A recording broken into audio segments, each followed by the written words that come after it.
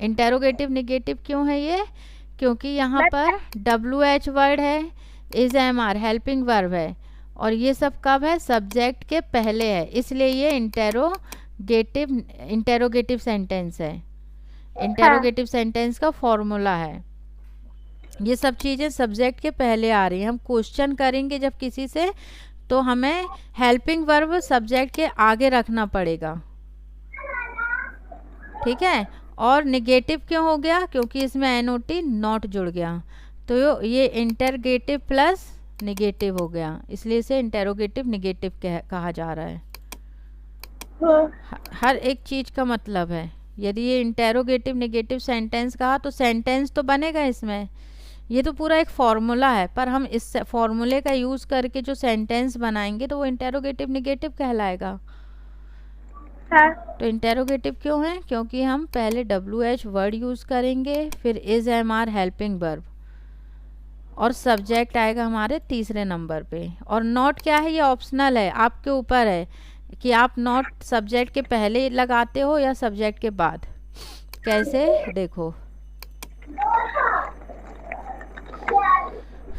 यदि मुझे कहना है क्या तुम डांस नहीं कर रहे हो, तो कैसे बनेगा? क्या तुम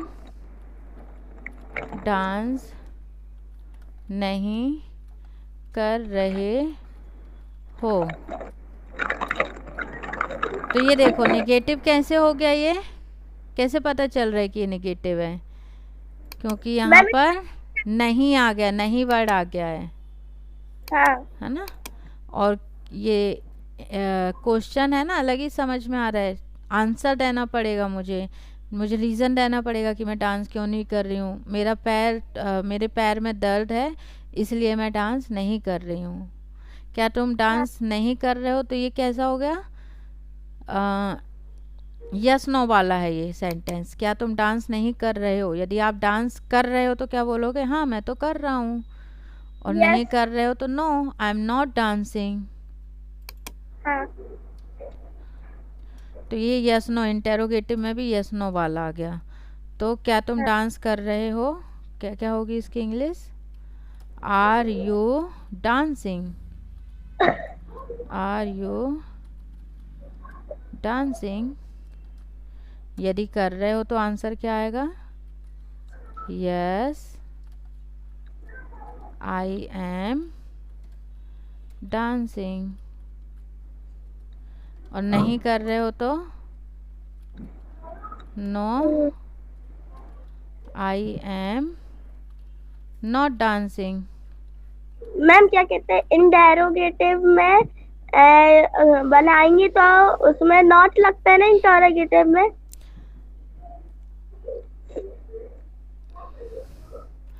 रुको एक मिनट, हाँ ये किस कैटेगरी में आ गया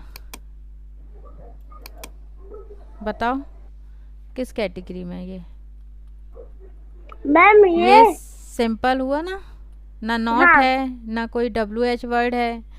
यहाँ पर ये जो सब्जेक्ट है ये आगे आ रहा है, ये इसका कोई मतलब नहीं है, तो एक स्टाइल के लिए बोल देते हैं yes I am dancing, yes, इसका कोई वो नहीं है। हमें ये यहाँ से यहाँ तक देखना है सेंटेंस को। अरे ये क्या हाँ। हो गया?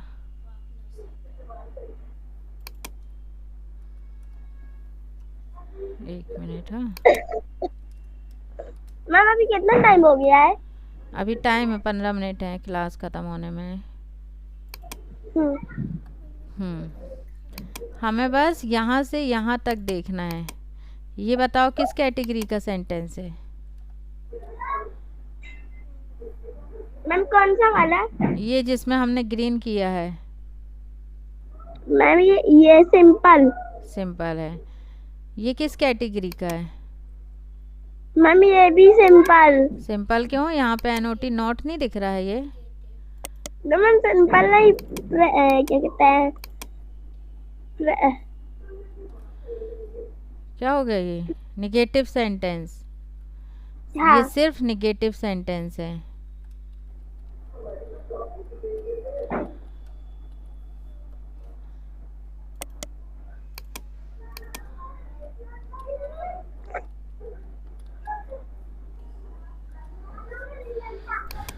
और यदि मैं हेल्पिंग वर्ब आगे ले जाऊं, ये हेल्पिंग वर्ब को मैं आगे ले आऊं, कैसे? ये जो एम है ना, ये आगे जाएगा। अब मुझे कहना है am I not dancing, am I not dancing. तो इसकी हिंदी क्या निकल रही है? बस इतना देखो कि ये जो सब्जेक्ट है ना, ये आई सब्जेक्ट हो गया ना, इसके पहले एम आ गया है, तो ये इंटेरोगेटिव हो गया।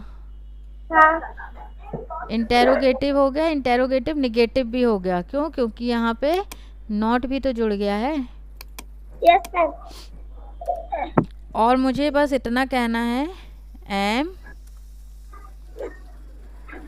आई डांसिंग। अब बताओ ये किस कैटेगरी का हो गया? मैं कौन सा? लास्ट वाला, लास्ट वन, ये वाला, ये लाल वाला। सिंपल। सिंपल क्यों हो गया बेटा? सिंपल कैसे हो गया? अभी मैंने बताया ना, सब्जेक्ट के पहले यदि हेल्पिंग वर्ब आ जाए, इज एम आर में से कुछ भी आ जाए, इज एम आर में से, इन तीनों में से, ये सब क्या है? ये हेल्पिंग वर्ब है ना, इनको हम हेल्पिंग वर्ब कहते हैं, ठीक है। और ये यदि इस सब्जेक्ट आई यू वी इन सब से पहले आ जाए तो ये फिर सिंपल नहीं होगा, ये इंटेरोगेटिव होगा। यदि हम किसी से क्वेश्चन करेंगे तो उस टेंस की जो हेल्पिंग वर्ब होगी उसे हमें आगे लाना पड़ेगा। नव्या इंग्लिश की बुक लाओ जरा अपनी। अभी देखो मैं आपको आपकी ही बुक में दिखाती हूँ इंटेरोगेटिव सेंटेंस। जब आप कोई भी लेसन पढ़ते होगे ना, मतलब बुक में, यदि ये एक बुक है तो इसमें ऐसे चैप्टर रहते हैं, लेसन 1 है ना, लेसन 1। तो लेसन 1 स्टार्ट होगा, एक स्टोरी चलेगी पूरी, 1 पेज 2 पेज 3 पेज की रहेगी, है ना। फिर लास्ट में उसमें तीसरे या चौथे पेज में एक्सरसाइज होती है, तो उसमें आपको फिल इन द ब्लैंक्स और ट्रू फॉल्स सब दिया रहता है। फिर एक एक्सरसाइज का ग्रुप आता है जिसमें क्वेश्चन आंसर बनते हैं, क्वेश्चन दिए रहते हैं, आंसर आपकी मैम आपको लिखाती हैं जो आप लर्न करते हो, है ना। तो वो जो क्वेश्चन रहते हैं ना, क्वेश्चन में किसी भी क्वेश्चन में देखना WH वर्ड आगे आता है, उसके बाद उस टेंस की हेल्पिंग वर्ब आएगी, और फिर तीसरे नंबर पे सब्जेक्ट आता है, और सब्जेक्ट के बाद मेन वर्ब आती है, और फिर जो भी ऑब्जेक्ट या एक्स्ट्रा वर्ड हैं वो आ जाते हैं। तो फर्स्ट नंबर पे क्या आता है? WH। मैम आपने आगे तक लिख दिया तो वो आगे का दिख ही नहीं रहा है। रुको हम अभी दिखाते हैं। आपको ये चीज़ समझ में क्यों नहीं आ रही? इंटेरोगेटिव सेंटेंस ये तो आपकी बुक में रहते हैं ना, क्वेश्चन आंसर, सीधे सीधे क्वेश्चन आंसर। क्वेश्चन जो करते हैं वही तो इंटेरोगेटिव है। वर्ड शब्दों पे मत जाओ, इंटेरोगेटिव तो मैंने पहली बार ही सुन लिया। क्वेश्चन वर्ड आता है ना, क्वेश्चन के आंसर दो, तो वो जो क्वेश्चन बनते हैं वो सारे इंटेरोगेटिव सेंटेंस हैं।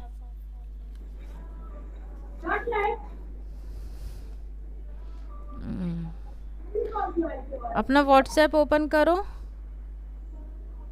अनुराधा। हाँ, अपना व्हाट्सएप ओपन करो, देखो एक पिक्चर भेज रही हूँ मैं। हाँ।